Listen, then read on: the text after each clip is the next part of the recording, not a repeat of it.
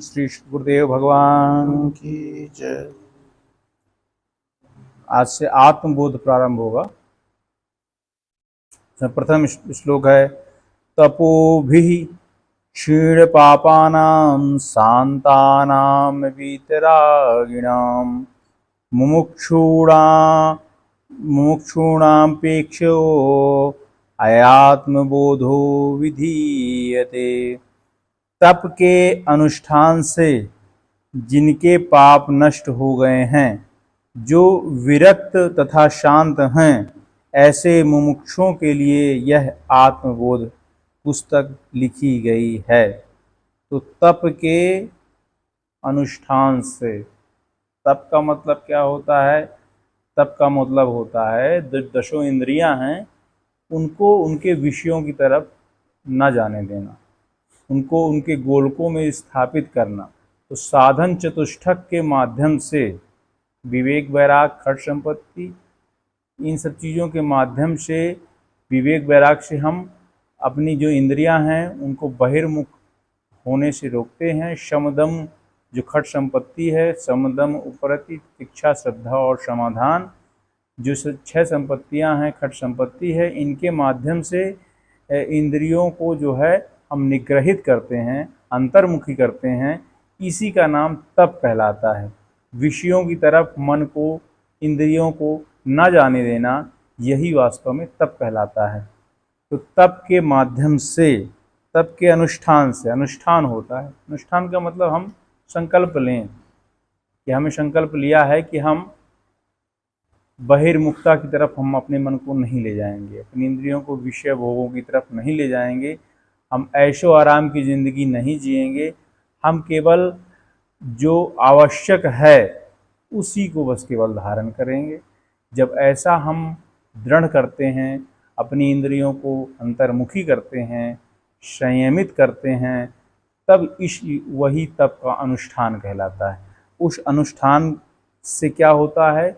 हमारे पाप नष्ट होते हैं। पाप मतलब क्या कहलाता है? पाप मतलब विषयों की तरफ भागना ही तो पाप है, हैं? जो पाप मतलब ये होता है, पाप मतलब होता है गुरुओं की आदेश का पालन न करना, ये भी पाप होता है। भाई हम गुरु के आदेश में रह रहे हैं लेकिन हम पाप किए जा रहे हैं। चोरी करना, अस्तेय, अमानित्व, अधम्भित्व, अहिंसा, शांति, आर्जवम, तो ये क्या कहता है? अदम्भ, जितना दंभ करना, इसका उल्टा जितना भी होगा वो क्या होगा? दंभ है। काम, क्रोध, लोभ, मोह, ये क्या कहलाता है? पूरा क्या है? ये पाप का घर है ना। जितना पाप करेंगे हम, जितने इंद्रियों से हम विषयों की तरफ अग्रसर होंगे, जितनी बुराइयों को अपनी तरफ अंगित करेंगे, गुरुओं के आदेश का पालन नहीं करेंगे, तो ये वास्तव में पाप होगा। हम मनमुखी होंगे, जब आदेश का पालन नहीं करेंगे तो क्या करेंगे? मनमुखी होंगे कि नहीं होंगे? मनमुखी होंगे, मनमुखी होंगे तो फिर मन तो इतने बड़े तो हम हैं नहीं, हम के मन के राजा बन गए हैं, तो फिर क्या करेंगे? बुराई की तरफ जाएंगे, हैं? बुराई देखेंगे, गंदगी देखेंगे, अपने अंदर कचरा इकट्ठा करेंगे, पूरी तरीके से गंदा कचरा भर लेंगे अपने मन में, क्योंकि मूर्ख मन तो मूर्ख है ही, है ना, मूढ़ है ना। मन क्या है? मूढ़ है ना, मूर्ख है, उसको तो सही सच्चाई पता नहीं है। लेकिन जो सतगुरुओं की सानिध्य में रहते हैं, उनके बताए हुए मार्ग पर चलते हैं, वही वास्तव में जो है पाप से मुक्त हो पाते हैं, नहीं तो पाप से मुक्त नहीं हो पाते। अहंकार इतना प्रबल हो जाएगा कि मैं बहुत श्रेष्ठ हूँ, मैं बहुत उच्च हूँ, मैं बहुत जानकार हूँ, और बस उसी में जो है गिर करके और ख़त्म हो जाएगा, है ना। गड्ढे में जैसे होता है ना, गड्ढे में गिर जाएगा, ख़त्म हो जाएगा, ख़त्म कहानी। तो अहंकार जो है सबको गिरा डालता है। तो पाप वास्तव में क्या है? पाप यही है कि हम अपने इंद्रियों को बहिर्मुखी ना होने, बहिर्मुख करेंगे तो पाप करेंगे, है ना। इंद्रियों से पाप करेंगे, मन से पाप करेंगे, नशे की वृत्ति अपने अंदर लाना, नशा करेंगे, है ना, अहंकार लाएंगे मन में, है ना, बुद्धि में, मन में अहंकार भरेंगे पूरी तरीके से, तो यही सब चीज़ें फिर पाप की तरफ हमको ले जाती हैं। और इतना अज्ञान में हम डूब जाएंगे, हमारा मन चित्त इतना मलिन हो जाएगा कि फिर हमको सच्चाई दिखाई ही नहीं देगी, है ना। हमारे अंदर वास्तविकता क्या है, हम कौन हैं, हम किस लिए हमारा मनुष्य का जन्म हुआ है, वो सब चीज़ें एकदम से गौड़ हो जाएंगी, एकदम छुप जाएंगी, दूर हो जाएंगी, है ना। तो वही वास्तव में क्या कहलाता है, पाप। और पाप का जो अनुष्ठान, पाप के अनुष्ठान से जिसके तप के जब तप करेंगे तो पाप अपने आप नष्ट होते हैं। तप इसका उल्टा हो जाएगा, गुरुओं के आदेश का पालन करना, सदगुरुओं का पालन करना, आदेश का सेवा करना। सेवा से स्थूल के पाप जो होते हैं, स्थूल शरीर के पाप जो होते हैं, किससे मिटते हैं, सेवा करने से। समझे कि नहीं? स्थूल मतलब शरीर, है ना, स्थूल शरीर होता है ना, 5 कर्मेंद्रियां, 5 ज्ञानेंद्रियां, 5 प्राण, है ना, मन बुद्धि 17 जो तत्व होते हैं, किसके होते हैं, स्थूल तत्व में होते हैं ना। तो ये इनसे क्या होता है, इंद्रियों से क्या होता है, हम सेवा करें, कर्मेंद्रियां, ज्ञानेंद्रियां, जिनसे इनके हम सेवा में लगाएं इनको, तो इससे क्या होगा, स्थूल शरीर के पाप दूर होंगे। ठीक। मानसिक पाप कब दूर होंगे, जब हम ईश्वर का भजन करेंगे, ध्यान करेंगे, है ना, तो इससे हमारे मन के पाप दूर होंगे। मानसिक, हमारा मन शुद्ध होगा, पवित्र होगा, तो उसके मन के पाप दूर होंगे। तो इस तरीके से अगर हम अनुष्ठान करेंगे, गुरुओं की शरण में रहोगे, आचार्योपासनम शौच्यम, आचार्य की उपासना करेंगे, और शौच मतलब यम नियम का पालन करेंगे। शौच मतलब शौच संता, जो यम और नियम, 5 यम और नियम होते हैं ना, उनका अगर हम पालन करेंगे, शौच, संतोष, तप, स्वाध्याय, ईश्वर प्रणिधान। शौच मतलब शुद्धता, पवित्रता, शुचिता, अपने अंदर अच्छे विचारों का उदय हो, हम शुद्ध रहें, है ना, अच्छे से अंदर भी शुद्ध रहें, हमारे अंदर भी मल का निग्रह संग्रह ना हो, और विचारों में भी संग्रह ना हो, दोनों चीज़ों में, है ना। विचारों में भी नहीं होना चाहिए, विचार में होगा तो फिर शरीर में भी हो जाएगा। होता कि नहीं होता जिसमें, है, होता कि नहीं होता, होता है। लेकिन कब होता है, जब हम विचार, जब हम आदेश का पालन नहीं, क्योंकि हम अभी, हमारा मन क्या है, धूर्त है, धूर्त ही कर रहा है, मूड है ना मन, अभी मन परिपक्व तो हुआ नहीं है, मन तो छोटा ही है ना अभी, लेकिन अहंकार इतना हावी हो जाता है, तो पूरा का पूरा जितना अपने अंदर चेतना है, शुद्धता है, वो सब खत्म हो जाती है। तुरंत इंद्रियों का जो है जोर इतना मारेगा कि सब कुछ खत्म हो जाए, खत्म, फिर वहीं के वहीं जो है लटक जाएंगे नीचे, है ना। तो इस तरीके से अगर हम आदेश का पालन करेंगे, डिसिप्लिन से रहेंगे, है ना, तो सब अच्छा रहेगा, है ना। और नहीं करेंगे तो फिर पापी बनेंगे। तो जो विरक्त, तो जो अपने तप के अनुष्ठान से जिसने अपने पापों को नाश कर लिया है, और जो विरक्त तथा शांत है, विरक्त मतलब यही है कि इंद्रियों की तरफ जिसकी आसक्ति नहीं है ना, इंद्रियों के विषयों की तरफ उसकी आसक्ति नहीं है, वो विरक्त कहलाता है ना। विरक्त का मतलब जो सबसे रिक्त, सबसे अलग, विशिष्ट रूप से रिक्त, विरक्त, वी लगा हुआ है ना, विशिष्ट रूप से रिक्त। रिक्त मतलब जहाँ कुछ नहीं है ना, रिक्त मतलब बोलते हैं ना, रिक्त स्थान, जहाँ कुछ भी नहीं है, रिक्त। विरक्त मतलब विशिष्ट रूप से विरक्त, अलग, जिसका मन शांत हो गया हो, जिसने अपने आप को पूरी तरीके से खत्म, अंदर से एकदम शांत कर लिया हो, जिसकी वासनाएं अपने अंदर से पूरी तरह से खत्म कर दिया हो, उसको विरक्त बोलते हैं। विरक्त है तरीके से, उसके मन में किसी तरीके की कोई आसक्ति नहीं है, वो विरक्त कहलाता है। और वही वास्तव में क्या होता है, शांत होता है। जो विरक्त है वही शांत है, जो विरक्त नहीं है वो अशांत है, समझे कि नहीं। तमाम अशांत है, तमाम चीज़ों में फंसा हुआ है एकदम से, इसका विचार, उसका विचार, ये ऐसा वैसा, तमाम कचरा दिमाग में पूरा भर रखा है उसने, है ना। ये करूँगा फिर वो करूँगा, फ्यूचर प्लानिंग में लगा हुआ है। जो फ्यूचर प्लानिंग में नहीं लगा हुआ तो क्या है, पास्ट के विचारों में खोया हुआ है कि मैंने ये किया, मैंने वो किया, मैंने ऐसा किया, मैंने वैसा किया, और तमाम जो समय अभी बहुमूल समय है उसको पूरा एकदम से खत्म कर डालते हैं, ठीक है ना। वो अशांत होते हैं, है ना, वो रिक्त नहीं होते हैं, है ना, विरक्त नहीं होते हैं, अशांत होते हैं, वो भरे हुए रहते हैं कचड़े से, एकदम गंदगी से। तो जो विरक्त है वही वास्तव में शांत है ना, जो विरक्त है वो शांत है। ऐसे मुमुक्षुओं के लिए यह आत्मबोध लिखा गया। तो जो आत्मबोध पुस्तक है, किसके लिखा गया है, मुमुक्षुओं के लिए, जो तप से अपने आप को शांत कर चुके हैं, जिनसे जो अपने तप के अनुष्ठान से अपने पापों को मुक्त नष्ट कर चुके हैं, विरक्त हो चुके हैं, शांत हो चुके हैं, ऐसे लोग ही मुमुक्ष के अधिकारी हैं। मुमुक्ष मतलब जिनके अंदर केवल एक ही इच्छा है, मैं अभी हूँ, इस समय हूँ, शांत हूँ और मुक्त हूँ, बंधा हुआ हूँ नहीं हूँ। अभी कोई बंधन है क्या? अभी अभी किसी को कुछ चाहिए क्या? अभी कुछ चाहिए क्या इस समय? कुछ नहीं चाहिए। मन शांत है, कुछ नहीं चाहिए। अभी मैं पूर्ण हूँ अपने आप में, आनंद में हूँ एकदम से।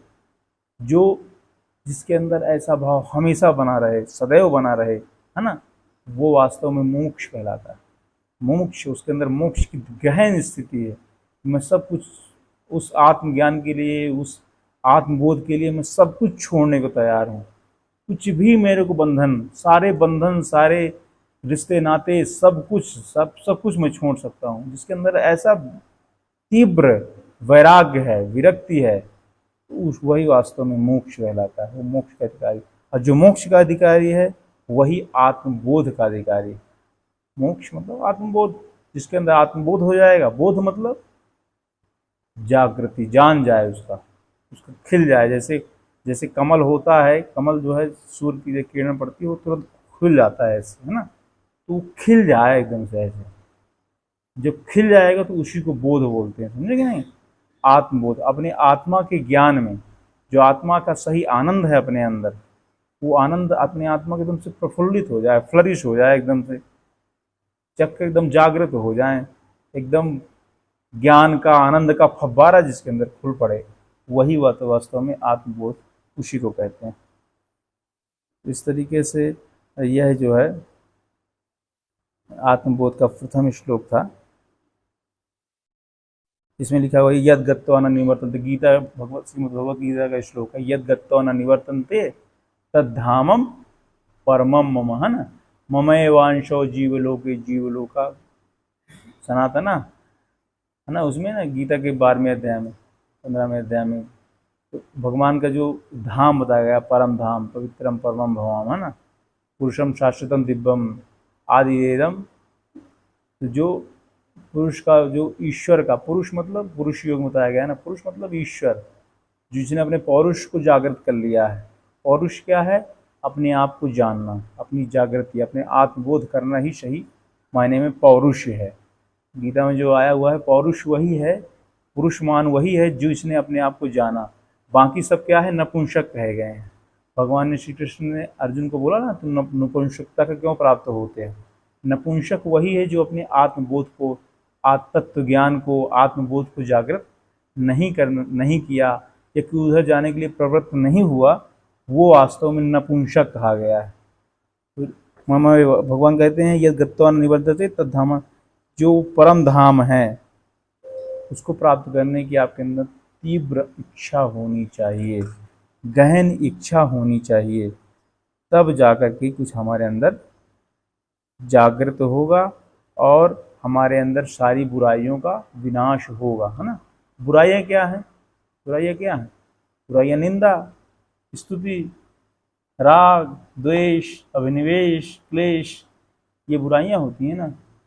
जैसे उसमें आया है योग दर्शन, है ना, ये सब बुराइयां अपने अंदर हैं, बुराइयां हैं, इतनी बुराइयां होती हैं, राग, द्वेष, अभिनिवेश, क्लेश, है ना, ये बुराइयां होती हैं अंदर। राग द्वेष मतलब लगाव किसी से, है ना, राग मतलब लगाव, द्वेष मतलब घृणा, द्वेष करना उसके प्रति, अपने मन में द्वेष भावना लाना, है ना, ये अच्छा नहीं है, ये हम, या कि हमारे पास ऐसा नहीं है, इसके पास ऐसा है, या कि ये सेवा नहीं कर रहा, मैं सेवा किए जा रहा हूँ, है, या कि ये मैं यहाँ जा रहा हूँ, वो वहाँ जा रहा है, मतलब एक अपने आप में जो है राग द्वेष गंदगी, वो पाश कहलाते हैं। क्या कहलाते हैं?